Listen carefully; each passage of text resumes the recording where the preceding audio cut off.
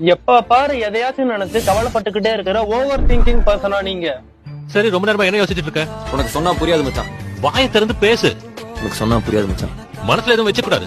உனக்கு சொன்னா புரியாது மச்சான். வயிறு புரியாது. நானும் பாத்துக்கிட்டே இருக்கேன். சொன்னா புரியாது சொல்லிட்டே இருக்கேன். வயிறு முதல்ல என்ன சொல்லு. புரியாது நான் சொல்றேன்.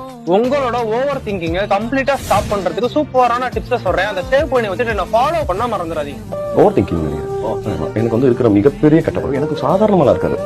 எனக்கு என்ன சொல்றது, அரெஸ்ட் பண்ணி ஜெயில போட்டு தூக்கு போ அதுல வரைக்கும்.